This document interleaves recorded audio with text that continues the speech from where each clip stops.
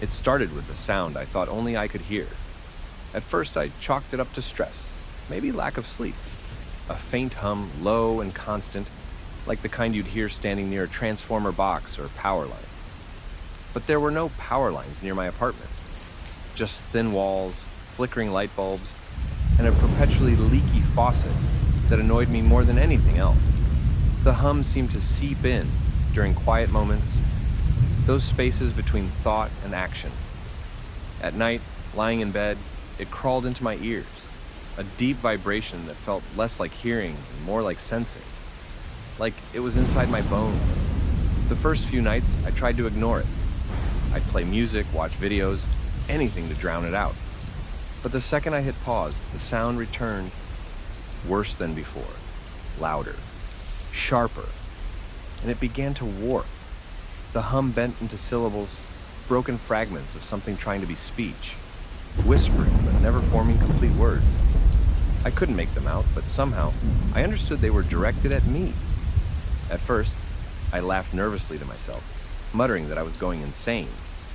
Work stress, loneliness, too much time staring at screens.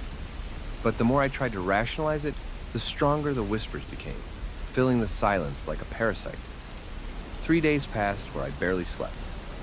My apartment started to feel like a cage.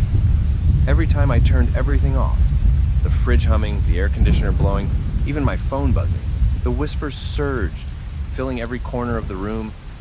It wasn't just noise anymore. They carried weight, intention, like something was waiting for me to stop making sound, to just listen. On the fourth night, I broke. I shoved earbuds in and blasted static just to feel something normal. But when I pulled them out to go to the bathroom, the whispers weren't muffled. They were clearer. They had grown teeth. I heard my name, over and over, spoken in dozens of overlapping tones, low, high, male, female, old, young. Some voices sounded like people I knew. My mother, my old high school teacher, a woman I once dated, even people who had been dead for years. They all whispered my name over and over, dragging it like nails against glass. I sat on the floor, holding my head, whispering back at them, "Stop, stop, please stop." That's when I realized it wasn't just in my apartment, because outside, through the thin blinds of my window, the whole block was silent, dead silent. No cars, no footsteps, not even the buzzing of the street lamp. It was like the world outside had been swallowed. I pressed my forehead to the glass, staring at the empty street, and that's when I saw him. Sitting at a bus stop across the road, a man in a black coat, tall, still, unnervingly still. He didn't move, didn't shift, didn't even breathe. But the closer I looked, the more I realized it wasn't that he was quiet. It was that the air around him refused to make sound. Even the night itself seemed to die near him. I backed away from the window, my chest tightening. My heart pounded in my ears, the only sound left. And then I heard it. A single sentence whispered into my skull, not from outside, from the silence itself. "You've been feeding it." I didn't sleep after that night. I couldn't. Every time I closed my eyes, I felt the weight of that figure outside pressing against my skull. The whispers never stopped either. They layered into one another, 1,000 broken voices, until I couldn't tell where my own thoughts ended and theirs began. But the words it spoke to me, that single sentence, kept replaying. "You've been feeding it." I didn't understand what it meant, not at first. Feeding what? I hadn't left my apartment in days. I hadn't spoken to anyone. My fridge was empty. I was surviving on stale crackers and tap water. What could I possibly be feeding? But then, sometime past 3 a.m., the whispering cut out. Not faded, cut. Like a switch was thrown. The sudden absence of sound was worse than the noise. My ears rang with the pressure of nothingness, and I stumbled to the window again. He was still there, the man in the black coat. His head tilted slightly, as if he knew I was watching, and this time, he moved. Just a small shift, but it was enough. He raised a hand, lifted one finger, and pressed it to his lips. The gesture sent ice through my veins. My chest seized, and against my will, I obeyed. I covered my mouth with both hands, muffling even my breathing. And when I did, the silence deepened, like the whole city bent around me. That was when I heard it clearly for the first time. Not whispers, not fragments. A voice clean and sharp, like it was standing right beside me. They starve in the noise. They feed in the quiet. And you've been feeding them well. I didn't respond. I couldn't. My throat locked up, and some primal instinct told me speaking would be a mistake. The figure at the bus stop tilted his head again, just slightly, before lowering his finger. Then, impossibly, without ever rising, without ever standing, he was closer. One blink, and he was halfway across the street. Another blink, and he was in front of my building, standing beneath the burnt-out street lamp. I backed away from the window. My body screamed to run, to get out, but I couldn't hear my own footsteps. Couldn't hear the floor creak. I couldn't even hear the thud of my own heartbeat. It was like the silence had reached inside me and stolen the sound before it could leave my body. The voice spoke again, sharper now. You don't remember, do you?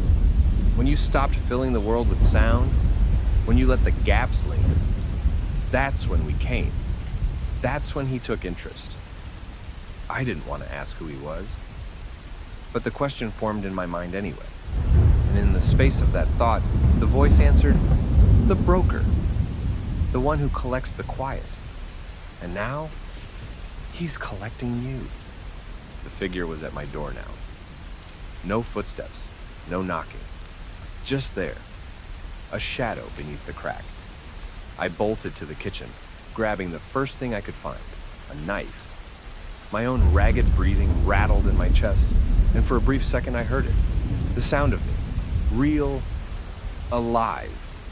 But the second I gripped the knife tighter, it vanished again. And then came a new sound, faint, brittle, like glass cracking under pressure. I looked down at the blade in my hand. The metal was splintering, warping, as if silence itself was eating through it. I dropped it, and the knife shattered on the floor. No noise, no clatter, just a puff of air and nothing more. The shadow at the door didn't move, didn't push, didn't try to break in, but the voice spoke one last time before everything went black. Do you know what's left of a person when all their sound is gone? I didn't get to answer, because the world blinked out, and when I opened my eyes again, I wasn't in my apartment anymore. I was in a place where silence had a shape. When I came to, it wasn't like waking from sleep. It was like drowning and suddenly realizing you don't need air. The first thing I noticed was the weight, not gravity, but silence itself, pressing against my body like water pressing into lungs. I tried to scream just to break it, but nothing came out, not even the shape of breath. My throat moved, but it was as if sound had been erased from me completely. The world around me wasn't dark, but it wasn't light either. It was muted. A colorless place, flat and endless, stretching in every direction with no horizon. The floor beneath me looked like glass, but each time I tried to walk, ripples spread out beneath my feet, waves of silence rolling outward. And then I saw them. Figures, countless figures, all standing in neat rows, stretching into the infinite. Men, women, children, all still, all frozen, all with their mouths open wide in eternal screams. Their faces were locked in expressions of terror, but no sound escaped. The silence around them wasn't passive. It was devouring them, locking them into statues. That was when I understood what the voice meant. These weren't corpses. They were people emptied of their sound, of their voices, of their very existence. A new ripple moved across the glass floor, one that didn't come from me. I turned, and there he was, the broker. He was taller than I remembered, too tall for his proportions to be human. The black coat hung from his frame like it was stitched together from shadows, and where his face should have been, there was only smooth, polished glass, a mirror, and when I looked into it, I didn't see my reflection. I saw the inside of my apartment. I saw myself curled on the couch, rocking back and forth, my lips trembling but making no sound. The broker's voice came without air, slamming directly into my skull. "You've brought me much!" I shook my head violently, trying to back away. My feet slipped across the glass, sending more ripples into the silence. But he only followed, each step stretching reality. No sound. Not even the brush of his coat. Every pause you allowed. Every silence you filled with fear. I fed.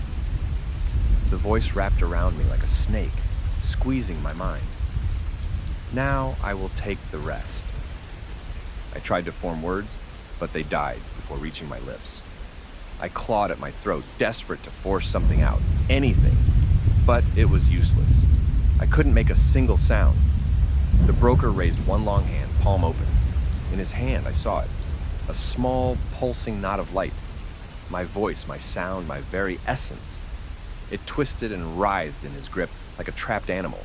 Muffled cries echoing faintly from within it. My cries. I fell to my knees, reaching for it, but he pulled it back, holding it above me like a cruel parent, teasing a child. The rows of silent figures all turned their heads at once, their empty mouths gaping wider. They were waiting, watching, hungry. That's when he spoke again, softer now. But I am merciful. I will offer you a trade. I will return your sound if you give me theirs. He gestured to the frozen people around us, his hand sweeping over thousands, millions of silenced souls. My chest tightened. He wanted me to choose, to condemn others in my place. The knot of light pulsed harder in his palm, crying out faintly for me to take it back. My lungs burned, my throat ached. Every part of me screamed to reclaim what he had stolen. But in that silence, I understood the trap. If I fed him, I would only become what I saw reflected in the glass floor. A vessel of silence, another broker in waiting. The broker leaned down, his glass face inches from mine. In its reflection, I saw not just myself. I saw the faces of everyone I had ignored, every phone call I hadn't answered, every conversation I had cut short, every silence I had left hanging. They stared back at me, accusing, trapped inside him. And then, for the first time since I arrived, I heard a sound. A faint, tiny sound. My own heartbeat. It was weak, but it was mine. I clenched my fists. If I still had that, maybe I wasn't completely his yet. Maybe silence hadn't taken everything. The broker's voice thundered one last time. Choose them or you. And with that, the knot of my sound burst open in his hand, unraveling into threads that snaked toward me and the frozen figures, wrapping around us all. The choice was ripping itself from my body, whether I wanted it or not. The threads of light tore through me like fire, latching onto my chest, my throat, my ears. They tugged in both directions, toward me and toward the frozen souls around us. I understood then. The broker wasn't simply offering me a choice. He was forcing it. If I resisted, the silence would swallow me whole. If I gave in, those people would become nothing more than echoes in his collection. The broker towered over me, glass face tilting, reflecting every angle of my fear. My heartbeat quickened, loud now, almost deafening inside the realm of silence. It was the only proof I still existed. I pressed my hands over my chest, holding onto that pulse like a lifeline. The light threads pulled harder, demanding I let go. The faces around me trembled, their mouths open wide, silently begging me not to condemn them. Choose, the broker hissed inside my skull. His voice cracked the air like stone breaking bone. Survive, or dissolve. For a moment, I nearly caved. My lungs ached for breath. My body begged for sound. I wanted my voice back, to scream, to weep, to laugh, to simply speak one word. But as the thread strained, as the choice dug claws into me, I realized something. The broker wasn't truly offering me life. He was offering servitude, a chain disguised as mercy. In the silence, it wasn't empty. It was alive, feeding, waiting for me to give in. So I did the only thing left. I opened my mouth, and with everything I had, I forced my heartbeat outward. Not words, not a scream. Just that pounding rhythm, raw and primal. At first, it was a whisper in the void. Then louder, stronger. Each thud cracked the silence like glass. The broker staggered, his body rippling, the mirror face warping under the vibration. The frozen figures turned toward me, and for the first time, their mouths closed. Their faces relaxed, as if remembering they once belonged to something alive. The silence shrieked in fury, recoiling like smoke from flame. The broker lunged at me, glass hand reaching for my chest. I pressed both palms against his mirror face and forced my heartbeat into him. Thud, thud, thud. Cracks spread across the glass. Behind them, I didn't see my reflection anymore. I saw the void itself, endless and hungry, writhing in pain at being denied. The broker let out a sound at last, not a voice, but a tearing howl of broken silence. And then he shattered.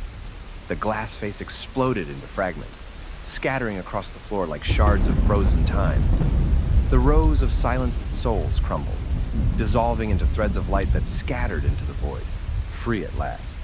The weight crushed me all at once, pulling me downward, drowning me in my own pulse. I thought I was gone, until I opened my eyes.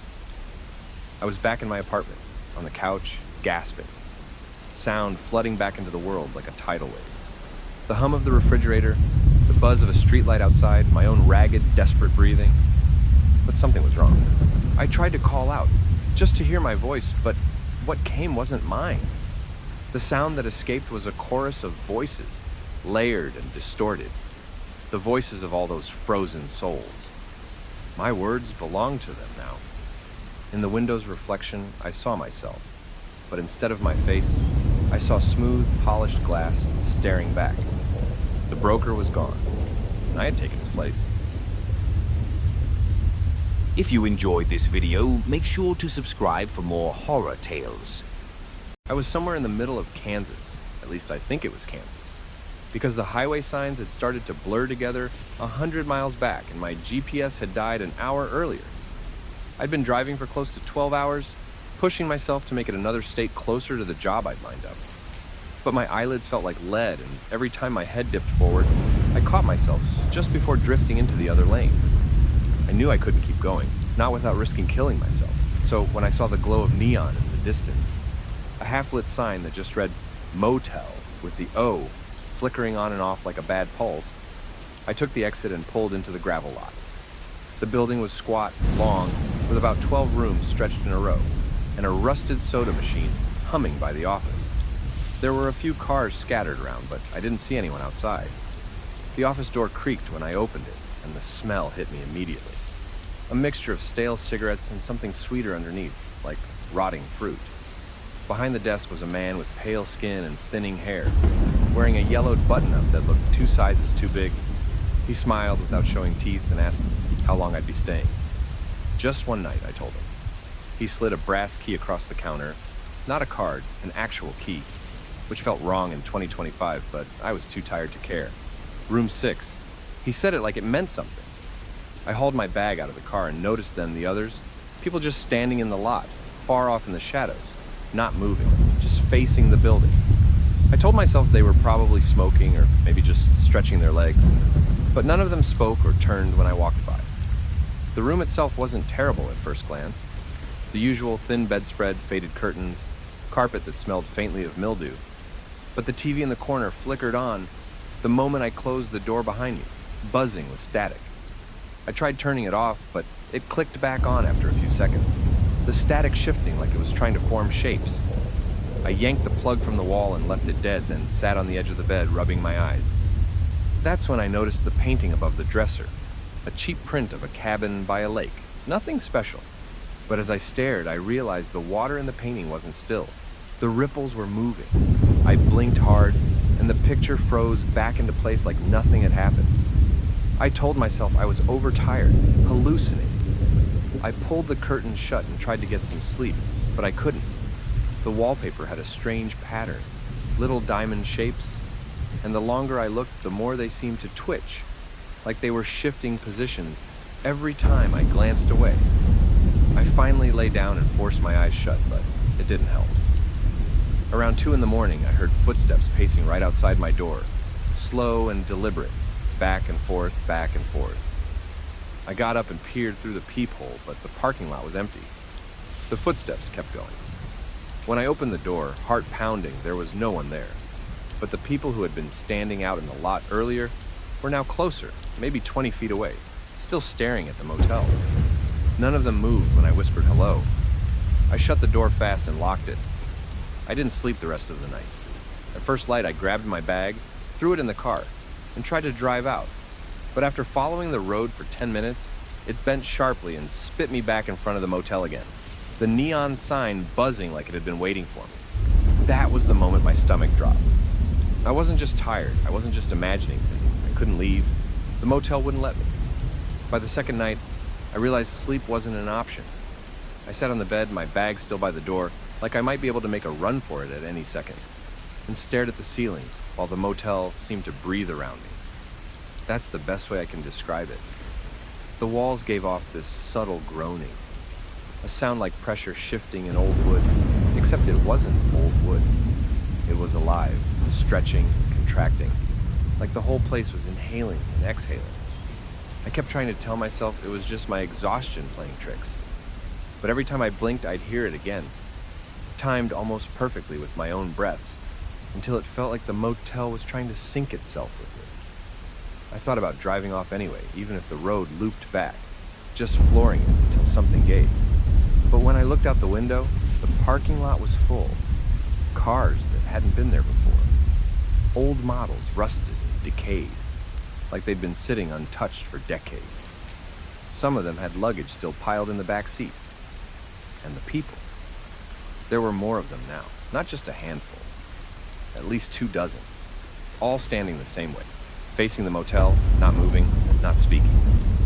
My pulse hammered when I realized their heads weren't turned toward the building anymore. They were angled up directly at my window. I backed away fast and nearly tripped over my bag. That's when I heard it. The TV I had unplugged the night before had turned itself back on. This time there wasn't static. There was a video playing, old, grainy, like a home recording. A family sitting on a motel bed. This motel bed, same bedspread, same faded wallpaper. A man, a woman, 2 kids. They were smiling at the camera, but then the father's smile twitched and froze, and the kids started crying silently, their mouths open but no sound. The mother stood and walked off screen. The father followed. The kids sat on the bed, their crying frozen in an endless loop. Then, the tape cut out. The screen went black, but I could hear muffled voices still playing from the speaker, voices that weren't in the video. I got closer, straining to hear. They were whispering my name, over and over, just my name, in a dozen different tones. Some sounded angry, some sounded pleading, some sounded exactly like my own voice. I yanked the cord again, threw the whole set across the room, and for a moment I thought it was over. But the whispers didn't stop. They had just shifted. They were in the room with me now, coming from the walls, coming from the vents, coming from behind the painting of the lake.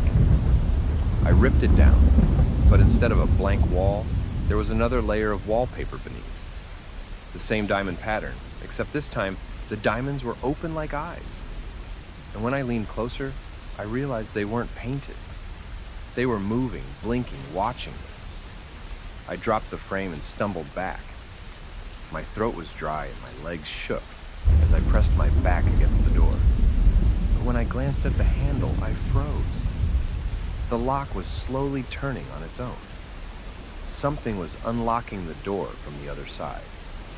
The lock clicked with a sound too deliberate to mistake for anything mechanical.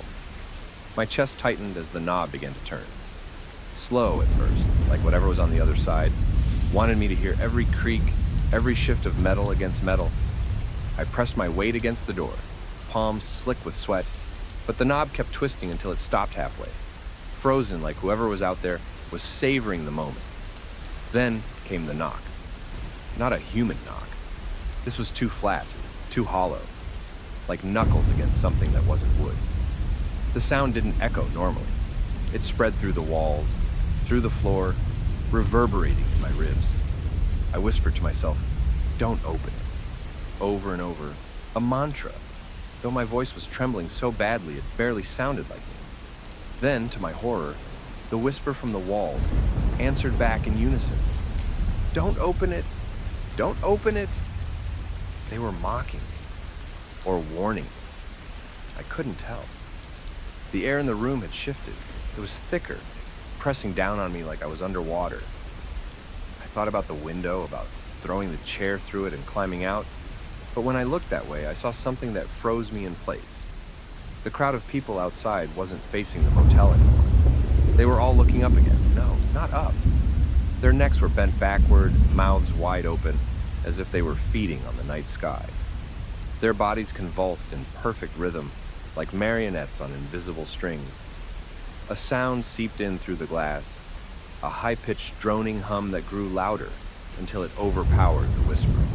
I turned back to the door just as the knob completed its turn. The door cracked open only a sliver, but enough for me to see the hallway outside. And what I saw didn't belong in any hallway. The wallpaper wasn't the dull, beige pattern I remembered. It was covered with faces, hundreds of them, stretched into the surface, their features flattened but still moving, mouthing words I couldn't hear.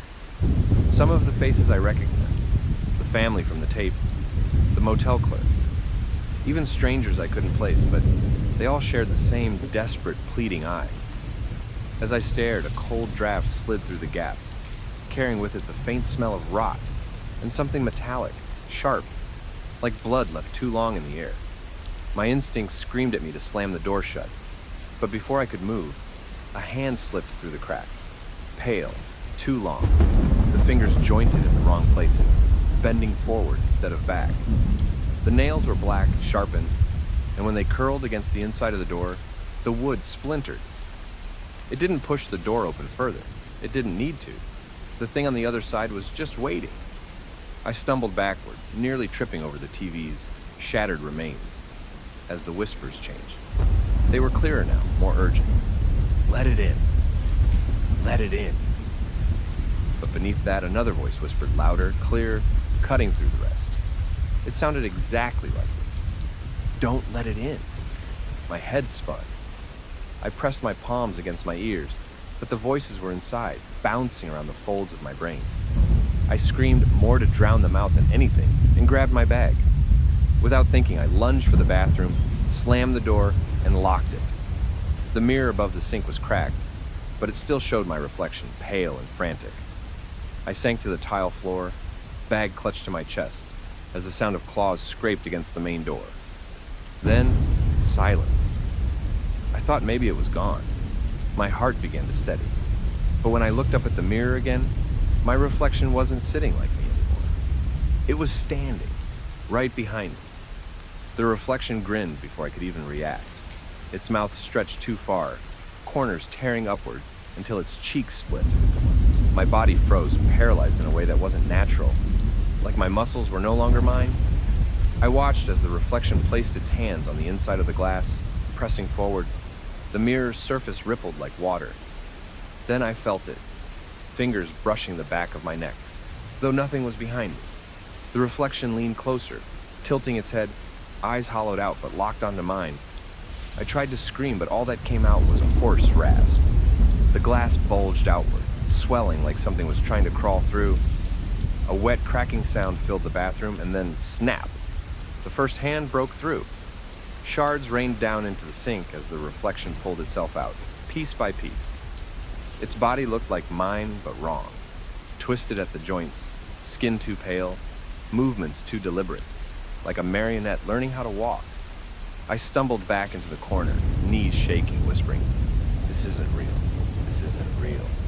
But my reflection, no, the thing pretending to be me, spoke in my voice.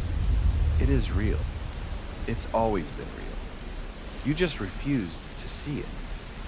The walls shuddered with the sound of laughter. Some mine, some not, layered over each other until the whole room vibrated. The thing stepped closer, reaching out its broken-fingered hand, and I realized with sudden clarity, this was never about surviving the night. This motel wasn't a place. It was a trap, a filter. People came in and only one version of them left, the one that belonged to this side. My hand brushed against my bag, and I remembered the old motel key still inside. Without thinking, I grabbed it, clutching the cold metal like it was holy. The moment I raised it, the reflection hissed, stumbling back.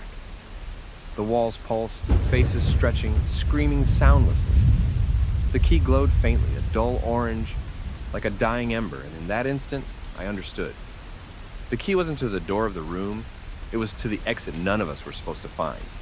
I lurched forward, ramming the key into the cracked mirror. The glass split open, not shattering, but peeling apart like a wound. Beyond it was darkness, endless and alive, pulling at me with invisible hands. The reflection lunged, shrieking in my voice, but I didn't hesitate. I dove through the wound, clutching the key, and the motel vanished in a rush of cold. When I opened my eyes, I was standing on the side of an empty highway. My car was gone, my phone was gone.